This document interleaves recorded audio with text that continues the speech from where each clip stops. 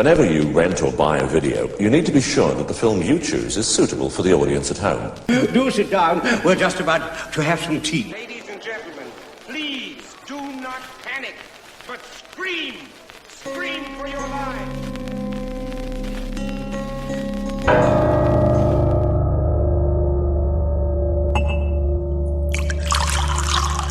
Hey up, weirdos, the kettle's boiled. Welcome to Tea for Terror, where we take a favourite horror film and dissect it over a nice cuppa.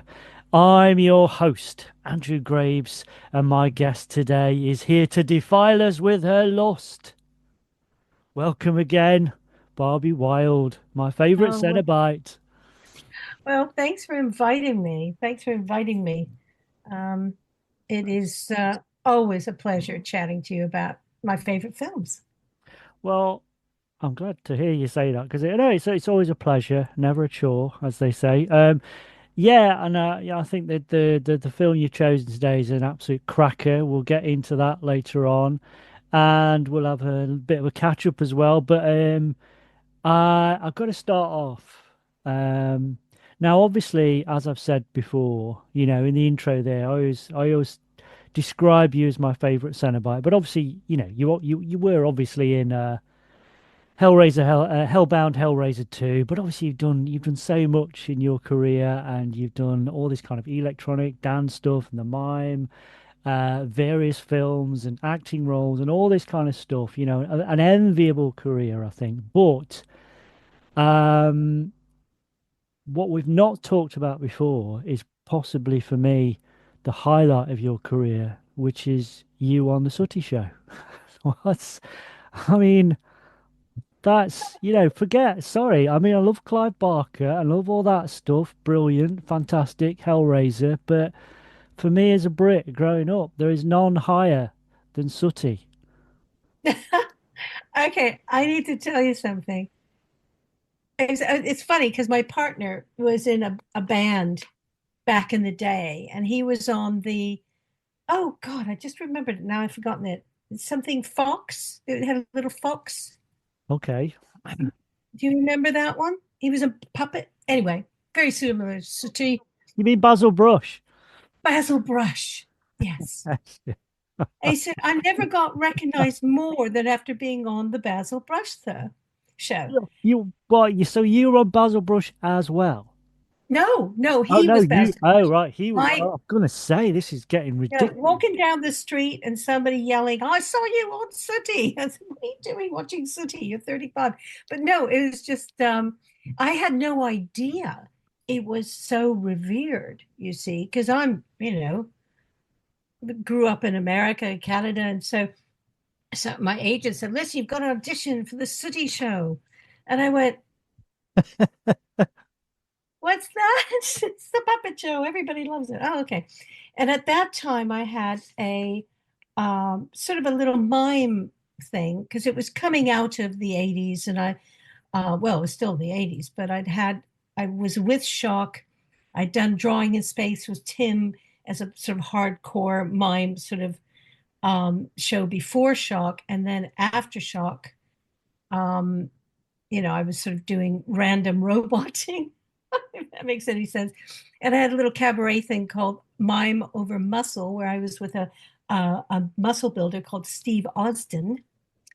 And then, my friend Lindsay and I said, well, why don't we go out and do stuff? And so we did two absolutely revered shows as Technical Glamour, which was our little group, or Techno Glam, I think we shortened it to.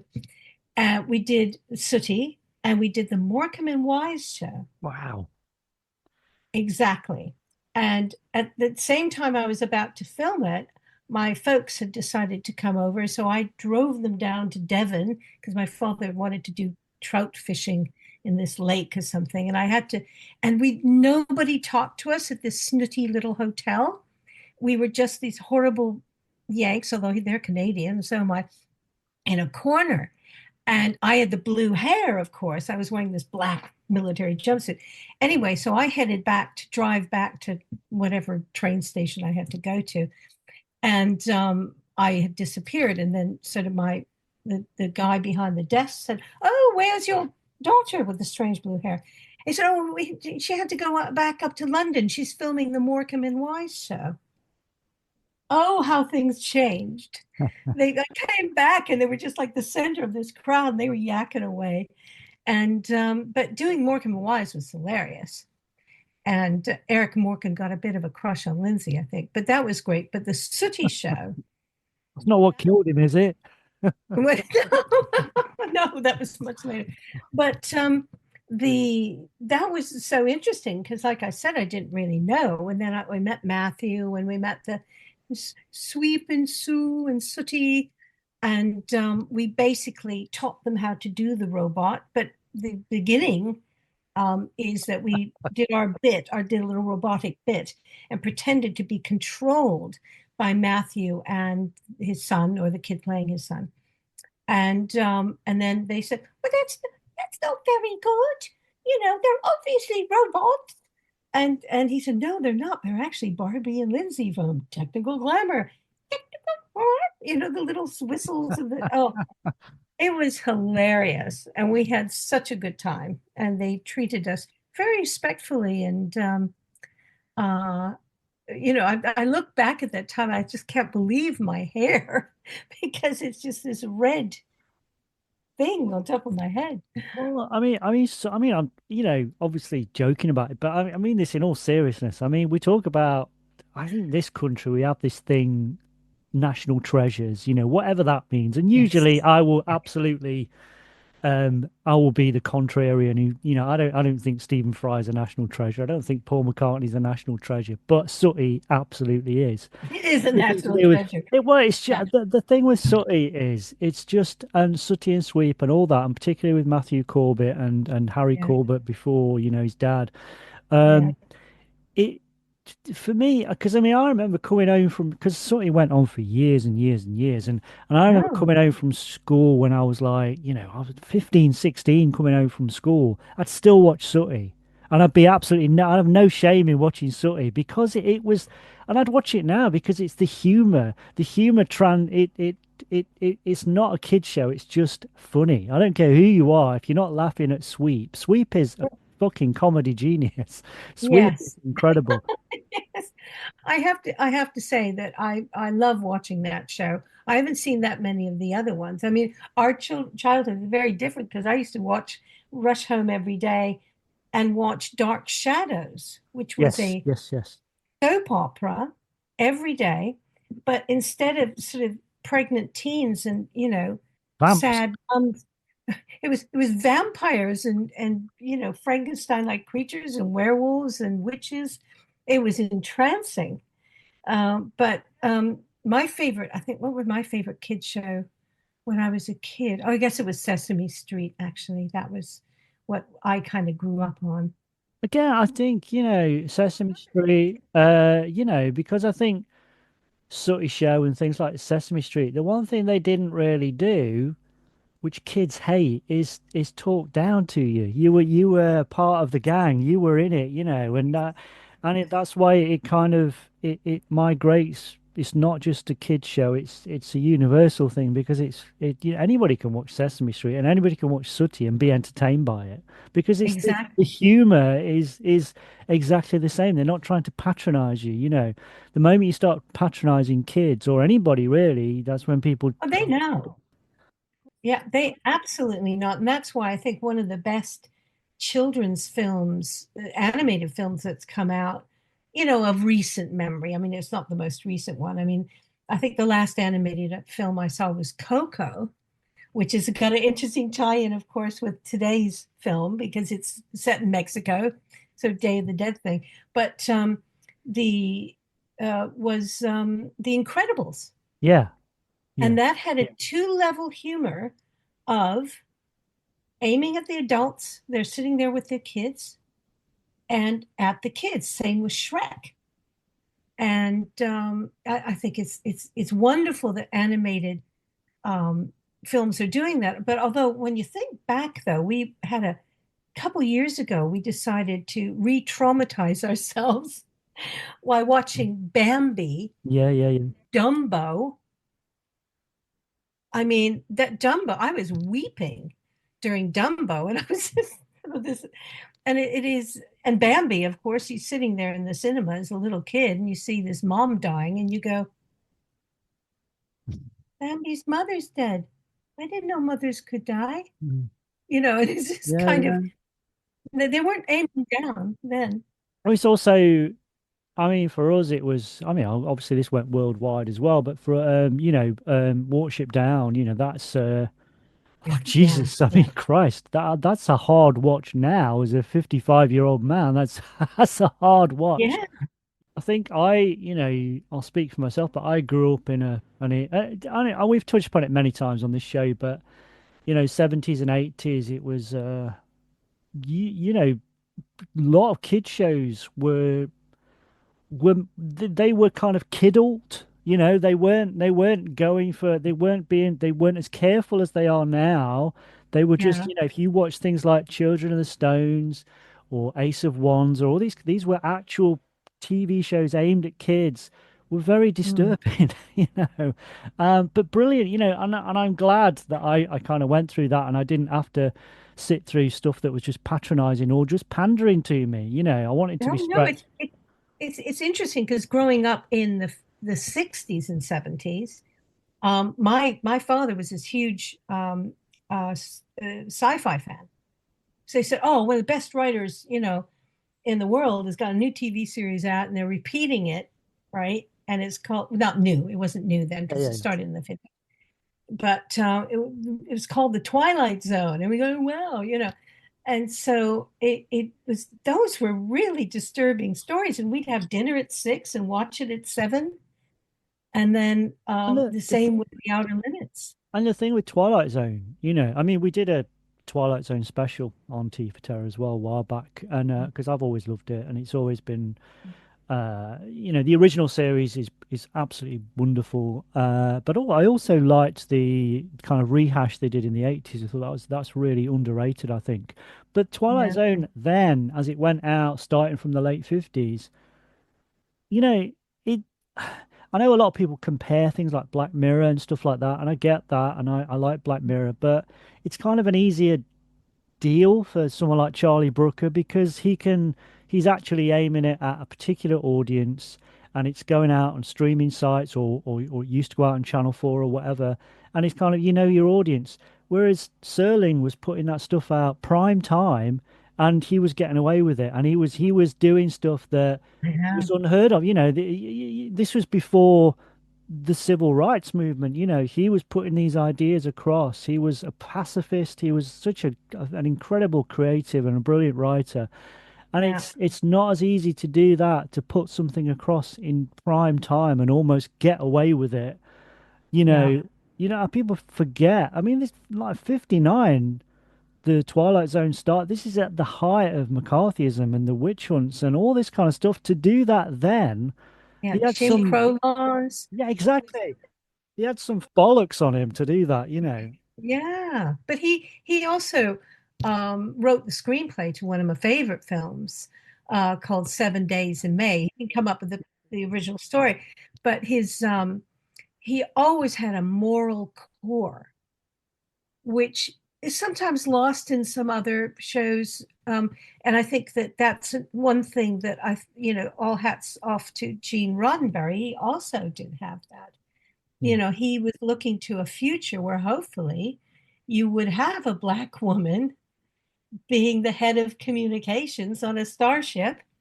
And when at one point the ensign has to dash off or something, she just instantly takes over and she's guiding being a navigator of the ship. They didn't even make a point of noticing that or And, saying something about it. It was just natural.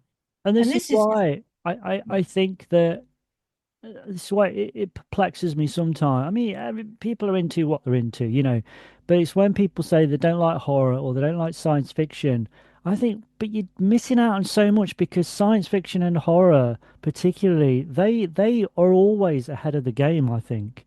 Straight drama, and I mean, I'm generalizing, but a lot of times straight drama is woefully late in addressing stuff. Horror and sci-fi will be there straight away. They oh, will understand absolutely. this because Yeah. they can wrap it in this kind of. science fiction or horror, you know, clothing, so people are kind of fooled by it, and you can enjoy it for those purposes. But underneath it, if you scratch the surface, it's really getting to the heart of the matter of the stuff that's Yeah. happening. And horror and science fiction always get there first, I will Well, argue. it is interesting because I think people go, oh, well, it's science fiction. But I'll never forget seeing this wonderful interview with Margaret Atwood. And they were saying, oh, you wrote this science fiction story called The Handmaid's Tale. And she went, it's not science fiction. That's happening to women today in Mm. different societies around the world. And but it is you can clothe it in the garments of horror and sci-fi, but you're still um, um, exploring really interesting moral concepts as they did constantly in Star Trek. Because there's this one episode where they go into this planet, it's a mining colony, and some colonists are getting, killed by something. They find it's this horrible creature made of silicon, and why is this attacking us? We're not doing anything. As they're rolling these huge balls of silicon out of these caves, and it turns out, Spock does a mind meld with the creature, and it's screaming because those people are killing her babies. Yeah. They're taking the eggs away.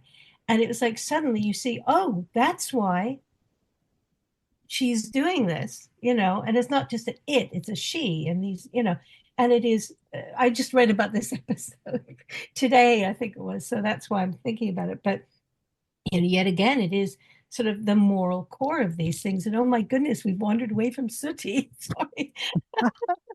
How did we get into that?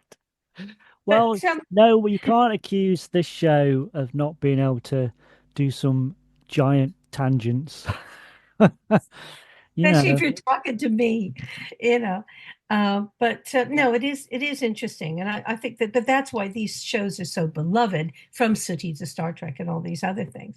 But I'll never forget, I was doing cabaret every week at a restaurant called Coconut Grove, which was very popular, and it was very near. Um, where was it? It was very near Selfridges in London, and I was roboting away, and somebody went, "Oi, I saw you in Sooty 2 weekdays ago." I was like, fame at last, But I didn't actually have any idea how popular it was.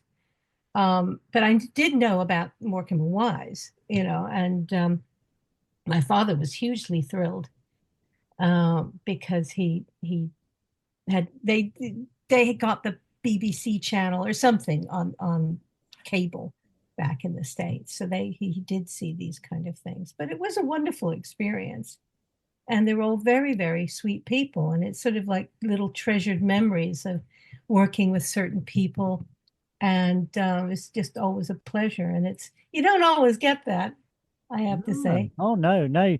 But not very few people can say they've worked with Morecambe and Wise and Sooty. So, I'm going to be forever impressed by that. Well, actually, Um, it's a weird mixture. Morecambe and Wise, Sooty, Michael Winner, Clive Barker. That's pretty good, little quartet right there. But it's just whoa. Somebody always said, "Oh, you have such an interesting career," and I look at them and say, "Do you think I actually mapped this out?" You get a job offer and you take it, and I think that the people like Benedict Cumberbatch can probably say, "Oh no, I couldn't possibly do that," But I think it is. But I'd like to look back on my strange career and go, at least I did some very interesting things, and they were mm. very varied. So Well, I think we probably better introduce the film we're going to be talking yes, about today, which yes, is Santa Sangre from 1989, directed by Alejandro Jodorowsky. Can you remember when you first came across this film? yes, because I just had met my partner, who I'm still with, in the early 90s. And he said, "Oh my God, they're showing Santa Sangre at the Notting Hill Gate Cinema." And I said, "What's that?" He said, "It's a Mexican film." And it's the most surrealistic film. It's by Alejandro Jodorowsky. Now, I didn't know who that was because I hadn't seen El Topo or Holy Mountain. And but he recommended it because um, I think his sister knew him tangentially, yes. And so he said, "You got to see this film. It's so Mexican," because um, my partner's Norwegian, but his mother and sister and niece are Norwegian looking, and they all lived in Mexico. So he'd go and see them. And he said, this film is sort of quintessentially magical realism, Mexican. It's crazy, but it's almost like a documentary in many ways. So I went to see it, and he said, "It's got a line in it. You have to wait for the line," which I don't care. I was 7 minutes away from it. He said, "Mother, get out of my life." And it is just, it is so, you don't blame poor old Phoenix for saying it. But there are some links to, someone said it's a mashup between Psycho, Mother, oh my God, and The Hands of Orlok. I don't Yeah. know if you've ever seen that Yeah, film. no, The Hands of Orlok, and it was remade in 35 as Mad Love, which is one of my favorite films. Mad Love is Yeah. just what yeah, it's bizarre, man. I mean, the Mad Love, the screenplay was by Guy Endor. Guy Endor wrote The Werewolf of Paris, which The Curse of the Werewolf was kind of loosely based on. And I love The Curse of the Werewolf, but Guy Endor's original book for the Werewolf of Paris is one of the most perverse things you'll ever read. It's incredible, and he wrote he wrote a few screenplays as well, and one of the screenplays he wrote was for Mad Love, which was as I said, a remake of Hands of Orlok, and it's very subversive, and it's weird because it was just outside of the sort of pre-code era, so it was when they were really Ah, yeah. clamping down, but for some Yeah. reason he got away with this in the same year as Bride of Frankenstein. So, and it's Peter Lorre is he's the lead guy, and he is at his absolute creepiest, perverted best in that. It's a brilliant film. It's fantastic. I So haven't yes. seen it. I don't think I've actually seen The Hands of Orlok either. Is that with Conrad Veidt? Veidt? But Veidt? yes. The Yeah. Hands of Orlok Who I love. is Yeah. really great as well. The original silent version is fantastic, but there's just something about Mad Love is fantastic. Yeah. Um, Didn't but they also remake? I think that this Sorry. film is I think that absolutely Psycho. We'll get into that. It's very Mhm. psycho, but it's also it has these kind of flashes of Hands of Orlok, but also going back even further in time to another film from 27, a Todd Browning film, The Unknown, which is again, it's there are there is parallels with this. So in that, Lon Chaney plays a circus performer who pretends he has no arms, and as the plot goes, it's got a very young Joan Crawford in it as well. But as Oh, the plot goes on, he actually does. He has his arms actually amputated, and it's again, it's very perverse in the same way that Santa Sangre is. It's there are lots of parallels between all of yeah. those films, and we also get those flashes of like Invisible Man and all this kind of stuff as well. There are lots of Yeah. visual nods in this film. Mm. I mean, it was interesting because I sort of refreshed myself about how it all came together, and then there was this oh, I've now managed to forget the name, Roberto Leone, and he had been working in a psychiatric hospital in the library, and Yes. he noticed certain patients had dissociated identity disorder. And so he came up with this idea and talked to Claudio Argento, which was the brother of Dario, and said, "Wow, I think I've got this idea for a cool film." And Claudio said, "Listen, why don't we see if we can get Alejandro Jodorowsky interested?" Because I mean, those two films made a big impression in the art house circuit. El Topo and Holy Mountain. And but he had given up filmmaking. I didn't realize after Tusk, which got totally ripped off by the producer. So he was going to do Dune, but that didn't work out. So he did this. But the wonderful story is that he was in this backstreet bar, Jodorowsky, and there was this guy next to him, and he said, "Hey, can I buy you a drink?" He said, "Yeah, sure, okay." But they're drinking away, and he said, "Oh, well, what do you do?" I said, "Oh, well, I was, a filmmaker, and now I'm just a cartoonist in Paris, and I come sometimes stay here in Mexico." And he went, "What do you?" He said, "Well, I used to be a serial killer, and now I'm a lawyer." and and it's like, what? Yes, his name was Gregorio Cardenas Hernandez, and he was one of the first big serial killers in Mexico. And he had major health problems when he was a kid and all this kind of stuff. But he told Jodorowsky the story, and he said,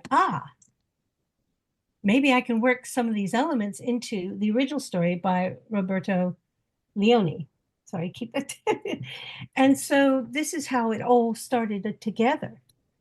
But when you first see the lead character, I always think it was interesting that Jodorowsky got all three of his sons in the movie. I didn't realize the prostitute guy, the pimp was also his son.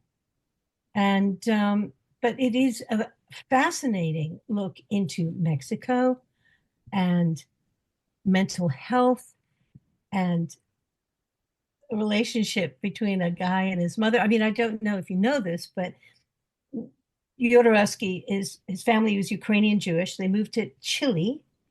His father was a horrible, violent drunk and used to beat up and rape his wife. She gives birth to poor old Alejandro. She hates him. So he's got issues with mother, just like Norman Bates, which makes this is why the turn towards the whole mother-son relationship in the film is a very personal one for Jodorowsky. And I remember when Jonathan Ross interviewed him back in the 90s about it. And he said, well, do you have issues with women? And Jodorowsky went, I used to. I don't longer have any issues with women. Try to do something Sangre. You work them all out. But it is.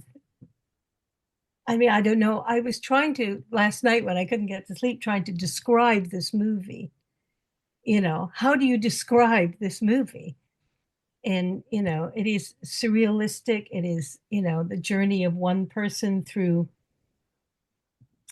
Yeah, all of those things.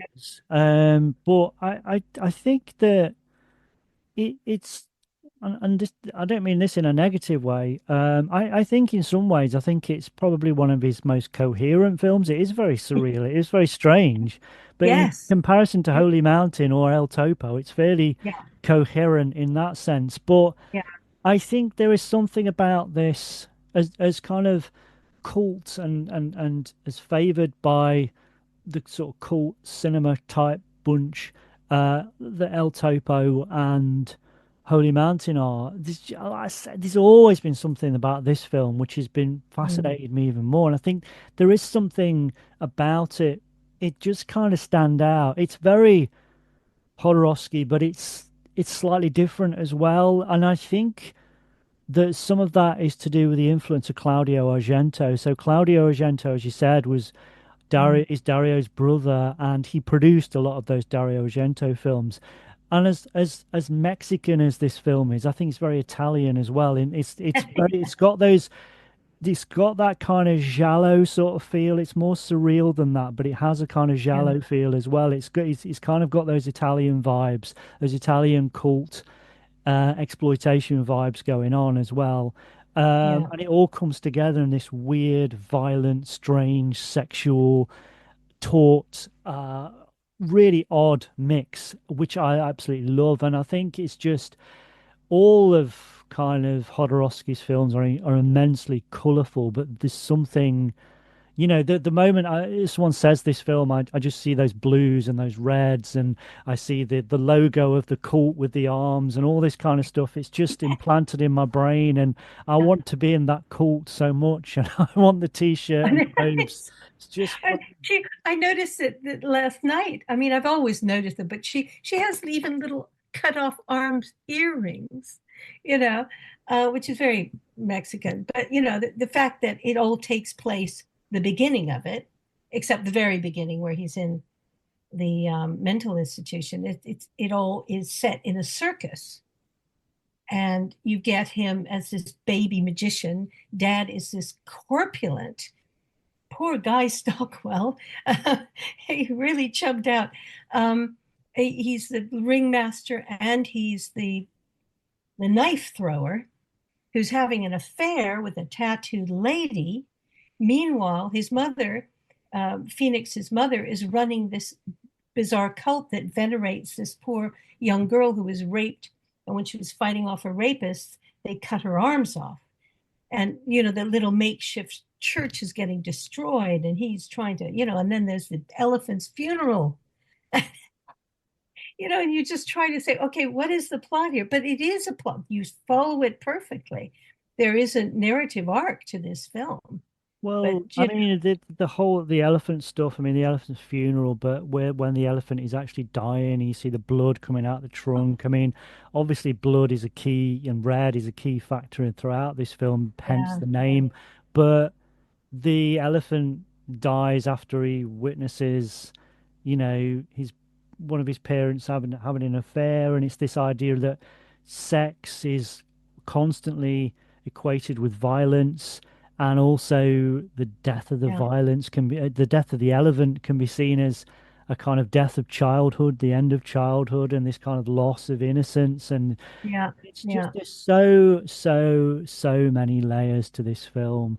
And I think that the circus stuff is interesting because it's almost like, arguably it's very anti-organized religion, as a lot of his films are, and it's kind of this, even though he's a very spiritual person, they are undoubtedly anti-organized religion, but it's the way he equates the circus and some half-baked cult with the Catholic Church as being, they're all part of the same circus. They're all nonsense. It's all just make believe, you know, and it's really really clever, and of course he's similar to Sergio Leone, again another Italian influence.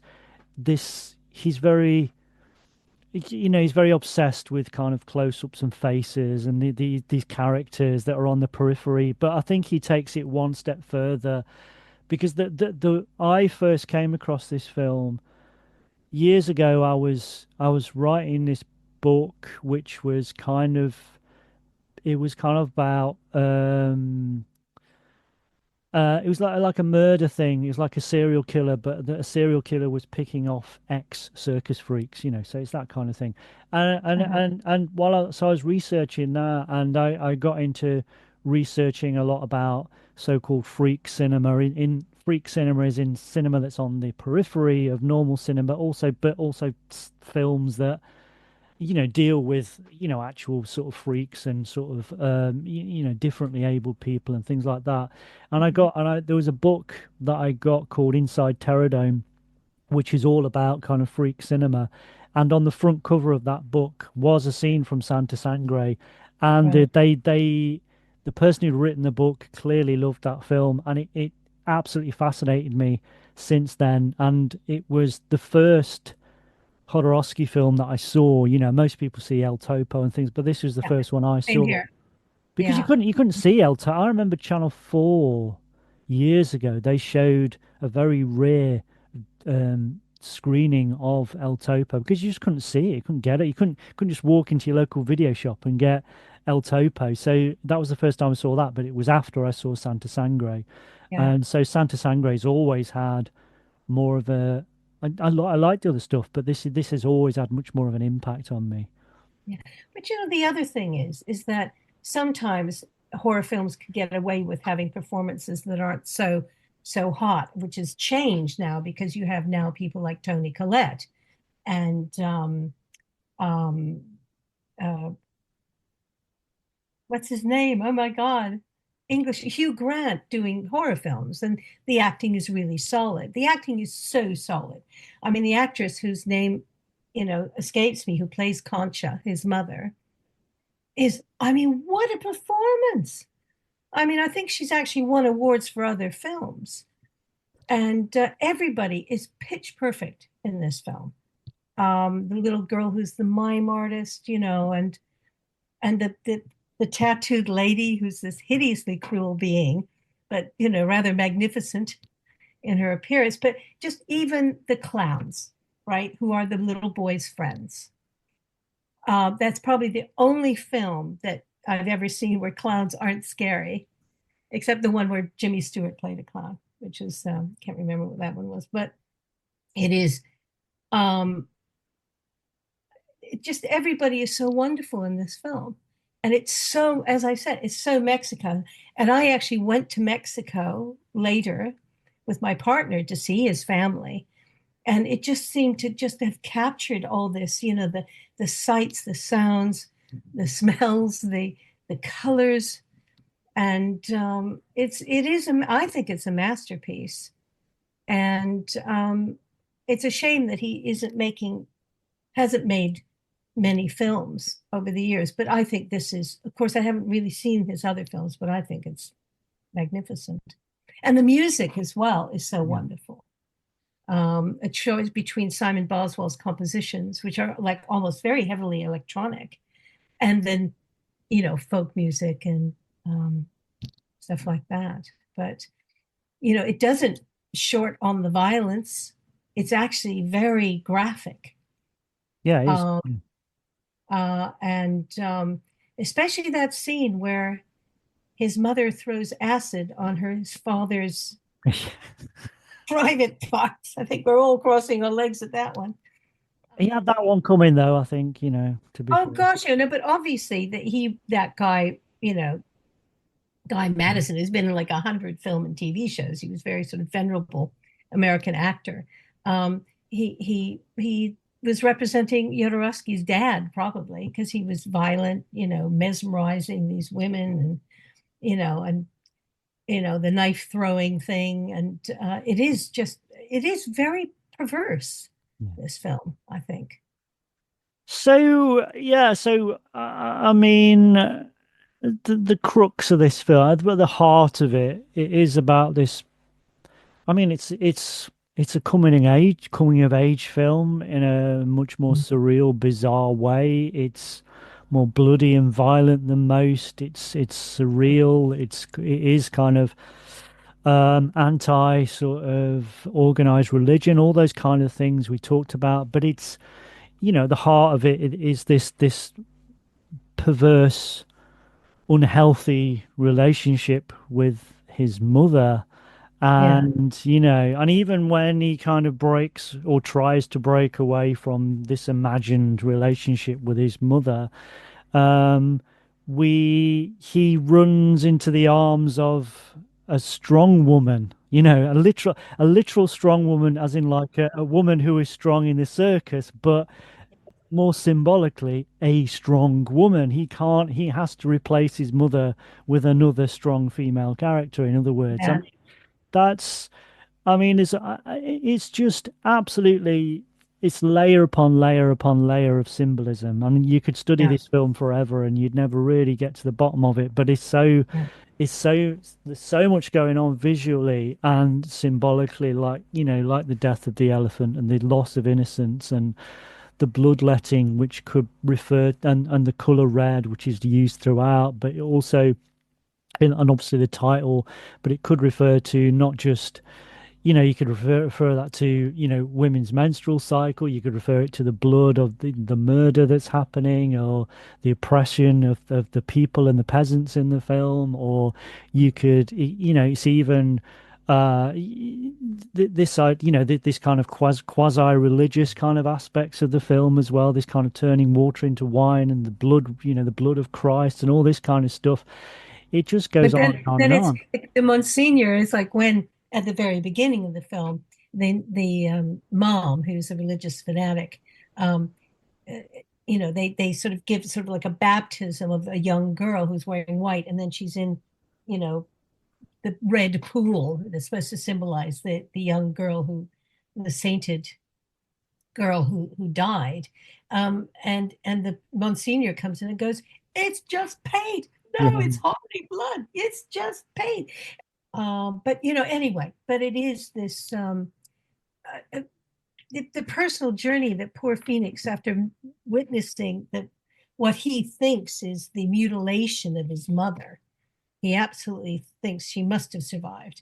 And then his father cuts his own throat and dies spectacularly in front of the clowns and all this kind of stuff. And he's just totally traumatized. And that's when the next scene you see him, or it might be even the beginning, and it's flashback, a lot of flashbacks in the film, is that he's sitting on top of a tree in this vast cell. And the doctor is trying to get him to come down and eat some raw fish, please just eat some human food or something. And then at one point he hears his mother calling. And he looks up, and there she is without arms, and he gets out there, and then they have this cabaret act where he is her arms. And you can see, Jodorowsky, as I said, he went and studied mime with Etienne Ducreux, who I was fortunate enough he taught my teacher mime, and I had to pass it on to me. But, the movements that Jodorowsky's sons makes are just beautiful. And then they have this whole thing about the snake and this beautiful sort of solo thing. And then all of a sudden at the end, these showgirls come on, and the music changes, and it's just this rollicking number. And I actually it was called Afro Casino, and it was a nightclub like that nightclub. And it had the old guys singing the songs and the girls, strutting away. I mean, they didn't do any striptease or anything like that.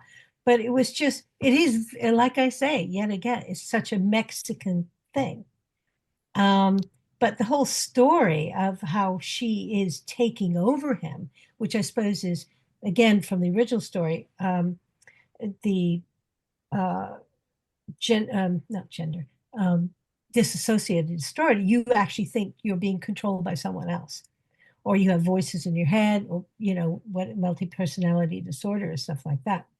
And it's very sad because he meets these rather sweet ladies, and some of them are of a dubious reputation, but and mother is telling him, just like Norman Bates, and It's almost taking it one step further, if not 10 steps further, I think. I mean, for those that have not seen it, what happens, you say his mother loses her arms and he becomes her arm. So they have this strange cabaret act where they are doing this stuff on stage, and he is, for all intents and purposes, he becomes her arm. So he's literally becoming part of her. And it's not even something that, and it's not even restricted to the stage. You see scenes of them at home, and it carries on, and it gets very perverse, and there is kind of these imagined scenes in his head, and but just looking at that scene, whatever you think about the wider film, those scenes, they're just incredible. I have absolutely no idea how long they spent rehearsing that, because it's just, I don't even know how you do that. Exactly. It is astonishing, and well on for Jodorowsky's son, whose name just hold on, let's have a peek. Who plays Phoenix. I mean, he was just this multi-faceted performance. And the young son, of course, is the young Phoenix, and he is just like unbelievable. Jodorowsky said he actually had to, Axel Jodorowsky plays the grown-up Phoenix, but he had to pinch his own son to get the tears when his father is tattooing the Phoenix into his chest, And then, interestingly, when he comes out to do the knife act with the pretty young girl, who's the striptease artist, he's wearing the exact same outfit that his horrible dad was wearing. And it's all about screwed up families, really.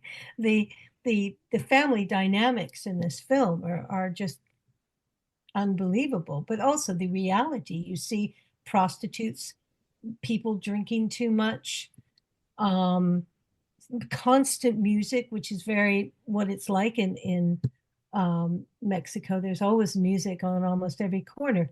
I mean, I love Mexico to bits, and to me, I mean, maybe Mexicans might go, I don't want this film to encapsulate my wonderful country, but it is, it is a wonderful homage in many ways. And the fact that the guy who Jodorowsky was kind of inspired by, um, this serial killer who became a lawyer and became so famous because he became this notorious person. He wrote 3 books in prison, and he seemed to be completely cured from what was known. He didn't kill any more women, but there's the scene in we haven't actually seen that many murders where he goes out and he paints all the bodies of his victims white after he buries them, before he buries them.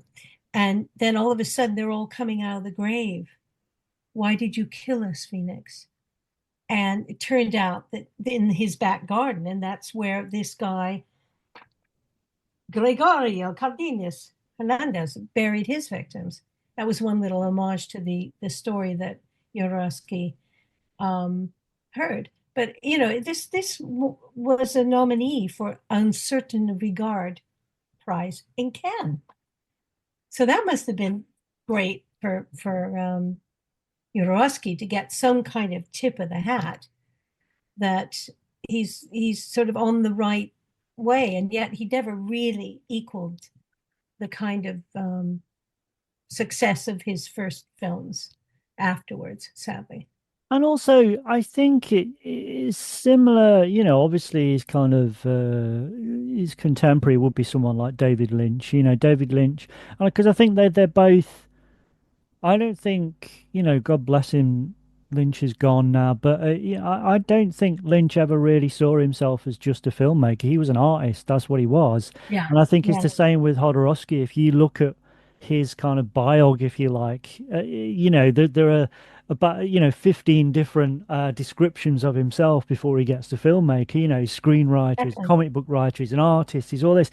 And I think it's just the world's not quite big enough for him. Yeah, He wants to yeah. do everything, and why should you stick to one thing?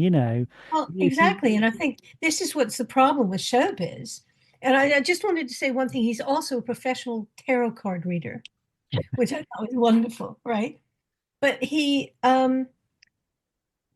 you know, I remember back in the olden days, in the 80s, occasionally Rick Springfield was a star of a soap opera in America.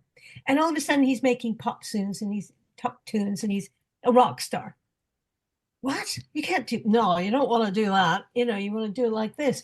And David Bowie, oh, he can act, he can't act. Then he does The Man Who Fell to Earth, which I thought was, really strange. And he did some very interesting things acting wise. But the, it's sort of like, it's almost as, I think it's probably a bit more in the UK than in America. America, you have to be all singing, all dancing. But in the UK, I think they really get confused if you try and cross over. Not so much now, but certainly in the 80s. I was in a music group and then I tried to get back into acting and went, oh, I thought you were in it's that kind of thing. I think because we've crossed over, well, whether I enjoy it or whether I like it or not is irrelevant. But because we in this country more recently we've crossed over that kind of reality TV thing where people are just kind of celebrities and then they decide what they Yeah. want to do, which whatever that's got arguments for and against or whatever. But I think yeah, before that point, I think you're right. I think there was a kind of snobbery particularly when it came to acting and doing Yeah. this and whether you're going to be a pop star as well or why can't you do this and I just don't think other cultures necessarily had it in the same way. If you look at you look at Japan and you look at people like Beat Takeshi, but he as a director and an actor, he's made some of the most beautiful art house films. And yet in Japan for a long time he was known primarily as a game show host, and but to us he's kind of like this profound art house director, but in Japan he's doing these goofy game show stuff. And you can have that crossover, Yeah. the one of the best Spanish horror films ever made was a film called Who Could Kill a Child, and it's brilliant. But the guy who directed that, he also came up with the concept of which became 3-2-1, a game show in this country. So and I think that other cultures they're not as uptight about it as we are in the UK. I think it's Yeah. changing. But if you look at something like, Billie Piper, for instance, in this country, I actually think she's a pretty good actor. And, for me, she's a better actor than she was a kind of pop star. She was a pop star when she was like 15. Who's not gonna, Yeah. if someone offers you a record contract at 15, who's not gonna take that? So she went on to do acting in Doctor Who, and everybody was like, "Oh, well, you can't do that," and she was really good. And now she's a writer as well. There was a resentment for her daring to step out of her pop music career. Also, I went to RADA. How dare you think you can just act after being a Yeah. pop star or whatever? I mean, she probably went to, you know, kids acting school or something. They all seem to people Well, who I come mean, in. more recently, I guess in the States, you've had people like Lady Gaga. They tend to, I think she's a great. I'm not saying I like every single album she's ever done. I think she's done some good tunes. Yeah. Poker Face is fucking great. And Yes, but yes. but she's a really good. I think Joker, the second Joker film, is a fucking masterpiece. Absolutely lambasted. I haven't seen it yet because I Don't thought the don't first one was honestly, so Barbie, good. don't list. There's a lot of hype about it being. It's fucking brilliant. It's a masterpiece. It's really, really. If you like Sangre, you'll like the second Joker film. It's layered with Ooh, high symbolism. praise. Yeah, she. It's great. It's really. It's again like this film. It's an interesting film about flawed relationships, and obviously Joker, the character of Joker is almost created by this horrible sort of childhood he had, and so it's all kind of that kind of stuff, but also this strange relationship he has with Harley Quinn, who's played by Lady Gaga, and it's ostensibly a musical, but it's not really a musical because all the musical numbers are happening in his head, so Yeah. it's a psychological thing rather than a musical, and it's just layered with symbolism, and it's an exploration of mental health and the way that we treat people like that. It's pretty it's fantastic. Don't believe anything you've read. It's absolutely brilliant. Well, I just felt that the first one was such a tour de force, and it really was about somebody's crumbling mental health and things like that, which I find very poignant.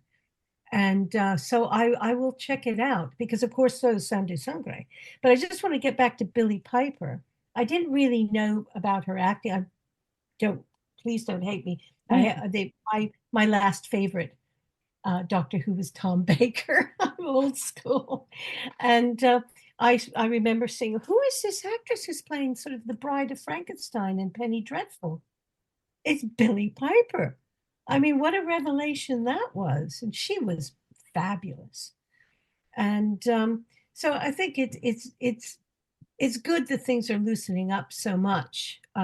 Going back to reality TV, I was actually, for my sins, one of the first casting directors of a reality TV show in the UK called The Real World. MTV's The Real World. We're talking the 90s yeah, here. yeah, yeah, yeah. And it took me 6 months to interview, I don't know, 1,800 people for the cast of eight to all live in a house and hate each other.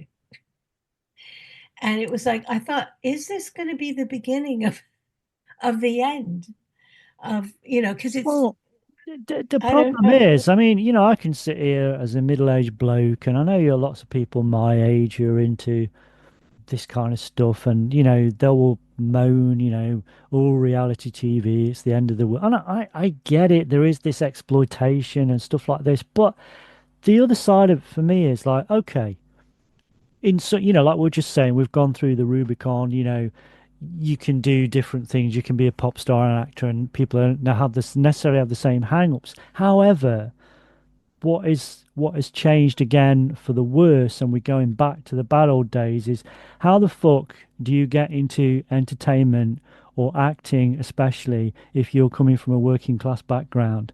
And it does don't reality TV shows allow people into that system through the back Mm, door? And I'm not yeah, saying that that's why they were created, but if you're a working class kid, you've got no chance of going to RADA now, not now. yeah, If you're not independently wealthy, how the fuck are you going to get, as great. I'm not knocking someone like Benedict Cumberbatch. He's good at what he does, but I always think whenever I see someone like that, it's like, yeah, you are good, but mm, how much better is a kid from a council estate down the road who's never going to have had the opportunities that you've had? This is not a chip on your shoulder whining. It's just a fact of life now.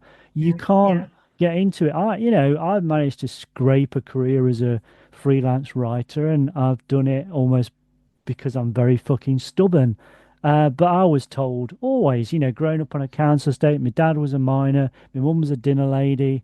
It's kind of like, you don't do that. You can't do that. You're not allowed to do that.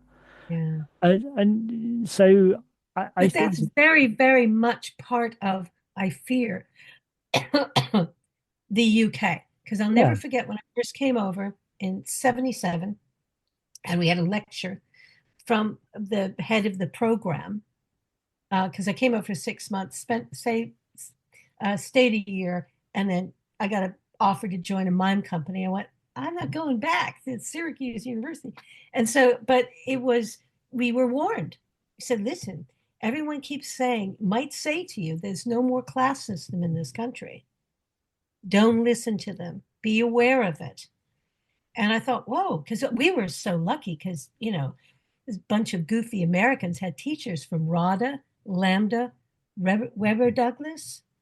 I mean, it was again privileged, but unfortunately, I never went back to finish my degree and broke my parents' heart. But hey, I was in Death Wish 3. So, but I suppose if you're Canadian and American, of course, the class system in America is all to do with money, mm, is not necessarily the silver spoon in your mouth. And that is, it is a problem, I suppose, worldwide. But say France, you have a system called the ANARC, and if they spot talented kids in school, you get sort of no matter what your background, you get funneled into the more top schools because they recognize, oh, this kid is working hard. He can't afford to go to this top schools, but we'll make sure he goes. And I think that's, it's almost like on the merit of it rather than how big your parents' pocketbook are. But it is sad. And I think, please forgive me if I'm wrong, but wasn't Alan Rickman working class? Or am I yeah, wrong I about think you came from a working class background, or more working class, that? classic, like Sean Connery, Michael Caine, they came from very working Yeah, class backgrounds. And I yeah. think there was a time briefly in the 60s and 70s where you could kind of claw your way through. And I'm not saying Mm, there weren't examples, but I think over the last 20, 30 years, it's much harder again. And I think as, without wanting to go off on a massive tangent, I think it's a similar thing with the music industry now as well. There's no way unless you're not going to, or you're not going to make any money from it, put it that way. If coming from a work, yeah, you're not going to get any money from live performances because they're closing a lot of those venues down. You're not going to get paid from Spotify because they'll just rip you off.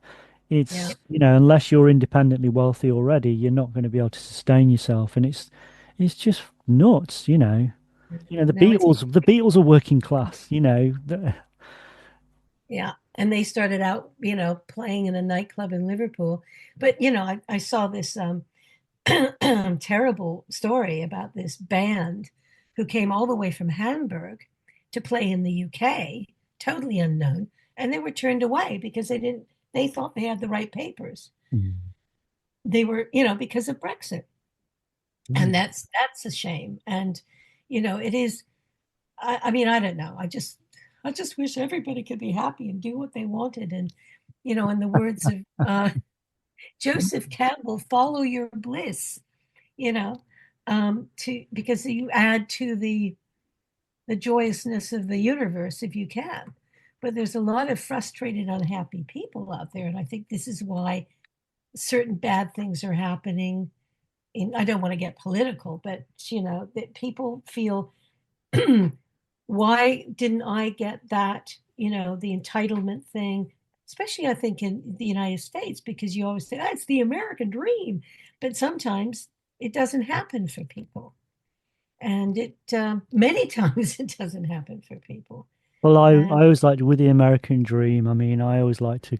I mean, what is interesting about the American dream? Do you know the first time that phrase was coined was 1931, which was also the same year that you got the first talking American horror film, Dracula, and obviously the beginning. I've always thought it's very ironic that you get the first talk of the American dream the same year they get the first horror film in America, the first talking horror film, and also it's the beginning of the Great Depression. What what more of a slap in the face do you need? Yeah, the American dream's alive and well. Look at it. And I always think, the American dream. Alan Moore, who's a comic book writer who I absolutely adore, he yeah, wrote Watchmen, and there's a brilliant line in Watchmen. One of the characters, the hero's Night Owl, says, whatever happened to the American dream? And the other character, the much more cynical comedian, says, in the middle of this riot that they're trying to hold off, you're looking at it, it came true. oh yes, the American dream is the American nightmare. No, it's strange, isn't it? And funny, getting back to the film. Poor Phoenix goes through all this stuff, and he does bad stuff to his victims.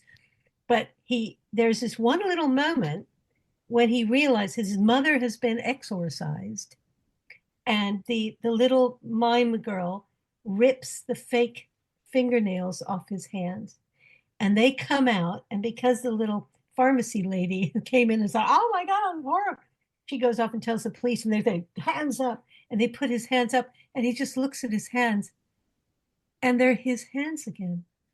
So Yeah, he yeah. surrenders with joy because he's his mother is finally exorcised, or is she, of course? But I don't know. It is. We all have these demons. And somebody went the There's a line that one of the scriptwriter said, a story in which even the worst demon actually can't forget he's an angel. And I thought that's a lovely way of putting Phoenix's little story arc, because you can tell he's tortured about what he's doing. His own mother's fault.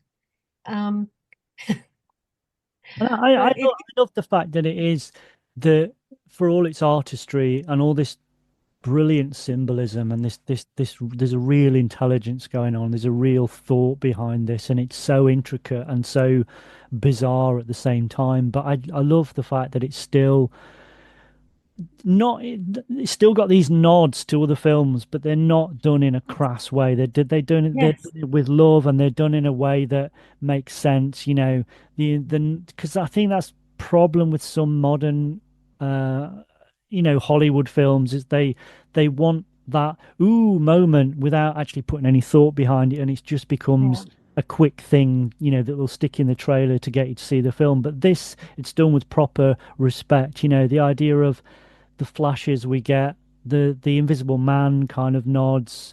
I mean, that makes yeah, perfect sense within the film. He is the Invisible Man, literally and metaphorically. He disappears, and there's, nods to Freaks and The Unknown and like Hands of Orlac, like you said. But obviously, at the heart of it, we've got Psycho. The main character is even called Phoenix.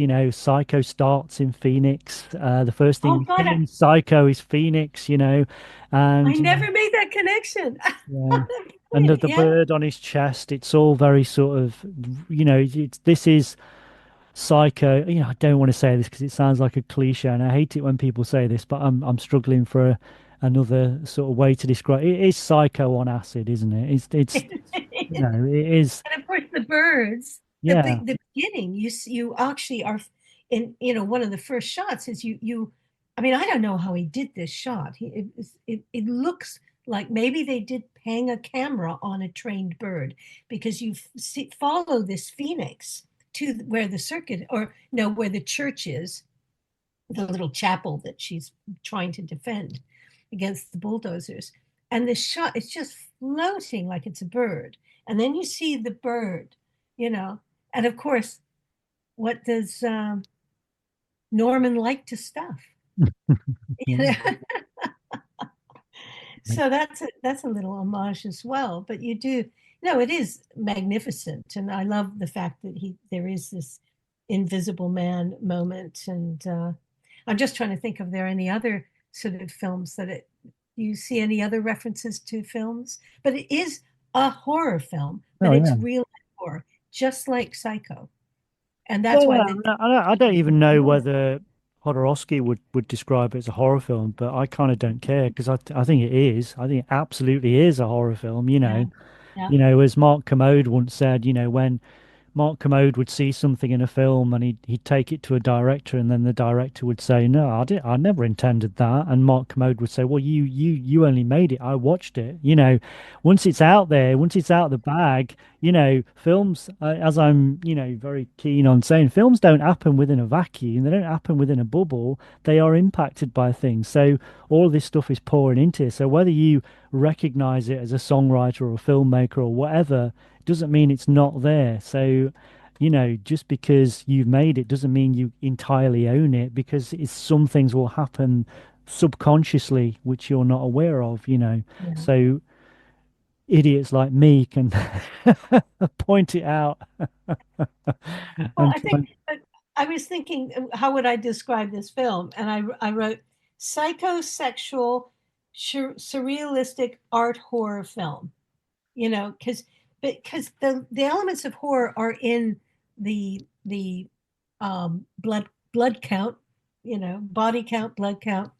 Um, but there's never a moment when I'm watching this film, and of course I've seen it so many times now, but where there's a jump scare. Do you remember any Mm. jumps where, Not and in, it's yeah, it's not in that sort of sense, because I think that's more of a modern thing, and that's kind of a bastardization itself of things like, Val Luton, the Luton bus, the famous scene from Cat People where he builds your expectation and then you get this release. Jump scares are kind of the opposite of that, and I don't think they're necessarily as effective. They can be effective, but I don't think then they're as effective as something like that.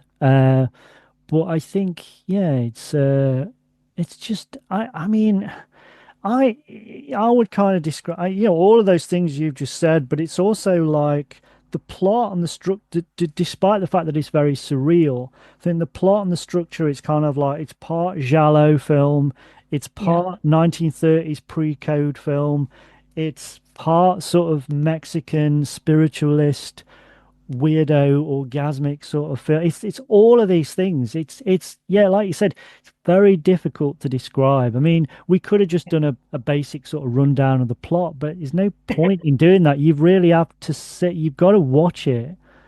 I know it sounds yeah, really lazy, but you do, you got to watch it, because it's just this kind of magical, strange thing. And once you've seen it, you won't forget it. It's no, brilliant. I honestly don't. I mean, I have no idea. I don't look at, the what the reviews. I mean, when it first came out, people probably thought, "What the heck is this?" But I think over the years, it's accrued many, many positive reviews because it's so unusual. It stands out as a real. I was trying to think what other surrealistic film I've seen that would um, come even close to it. And maybe Pan's Labyrinth, which again is a very poignant thing. I mean, I thought it was a kid's film. I made a terrible mistake. But I was in floods of tears at the end of that. But there's something almost exuberant about Sangre. It's just, you can almost see him sort of giggling away, going, "Okay, more Kensington gore, more of the tattooed lady's butt swaying in front of the guy." It's so over the top and it's wonderful, but it's not ever so you are repelled by it, which I think is great. Well, I've got a quote here from Jodorowsky, which is kind of describing his approach to art and filmmaking, which I think is kind of key. The explosion of galaxies is violent. A comet falling on Jupiter making 7 different holes is violent. The birth of a child is violent. Life is violent. The circulation of blood, the heart beating, all is violent. But there are 2 types of violence, creative and destructive. I am creating art. I love that. That is so cool. That is perfect. I mean, he created this theater company, which I think the Panic Movement or something, and he would stage these violent demonstrations, but they were like mime and art. They were all very artistic. But he obviously is, they say that with women, the art of, they see it is more of a creation thing and man destruction, but he's absolutely right. He is a creator. And what he shows is the destruction of, the mind. Or, I mean, this is actually really sort of like this. Did any of this happen in this movie? Or are we still in the cell with Phoenix?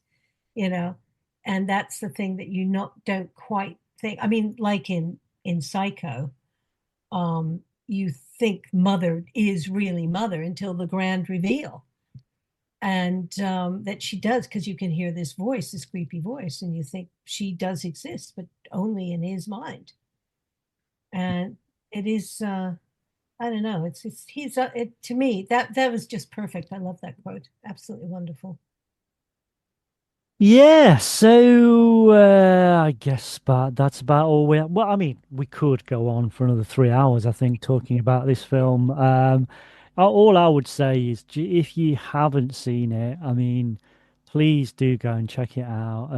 There's a really nice version of it from Severin Films, which you can now get in this country in certain outlets like FOP. So please buy it. Please check it out. I don't know if it's on Shudder or something like that as well. You'll be able to stream it somewhere, but you can stream it. I think I found it somewhere, but there's not the Criterion Collection, but there's certain art.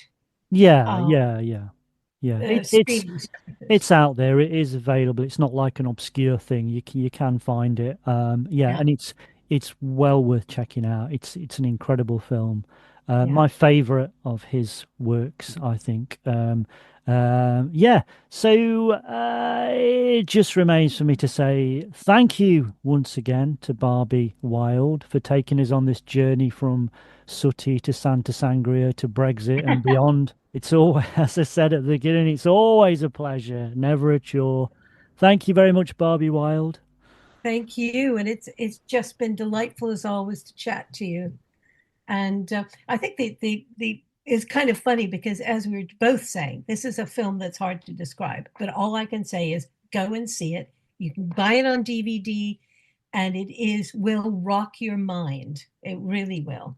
And if you can, and if you're interested, always have it with a margarita, which of course was invented in Mexico, I believe.